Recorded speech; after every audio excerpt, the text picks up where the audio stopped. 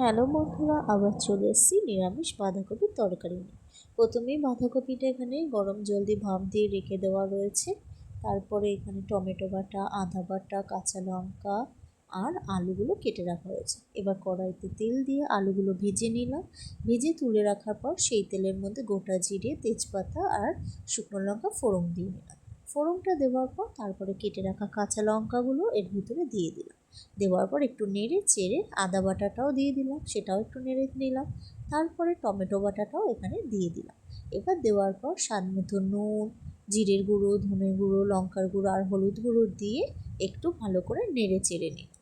এবার যখন আমার মশলাটা তেলটা ছেড়ে এসছে তখন ভাজা আলুগুলো এর ভিতরে দিয়ে দিলাম। দিয়ে এবার আবারও নেড়ে চেড়ে নেব। কিছুক্ষণ নেড়ে চেড়ে নেওয়ার পর এখানে কিন্তু আর একটা টমেটো আমি টুকরো করে কেটে রেখেছি, সেই টমেটোটা আলাদা করে এখানে দিয়ে দিলাম আলুর মধ্যে। এবার ভালো করে নেড়ে চেড়ে নেওয়ার পর ভাপ দিয়ে রাখা বাঁধাকপিটা এর ভিতরে দিয়ে দিলাম। দিয়ে একটু নেড়ে চেড়ে কিছুক্ষণ ঢাকা দিয়ে রেখেছি। রেখে আবার কিন্তু ঢাকনাটা তুলে একটু নেড়ে চেড়ে দিলাম। রান্নাটা কিন্তু ঢেকে ঢেকে কিছুক্ষণ করব, তাহলে রান্নাটা অনেকটা তাড়াতাড়ি হয়ে যাবে, এটা ভালোভাবে সেদ্ধও হয়ে যাবে। ভাপটা আগে থেকে দিয়ে নিলে এর গন্ধটা কিন্তু ঠিকঠাক আসে। দেখো আমার কিছুক্ষণ নেড়ে চেড়ে ঢেকে রাখার পর রান্নাটা আমার বলতে গেলে কমপ্লিট হয়ে গেছে।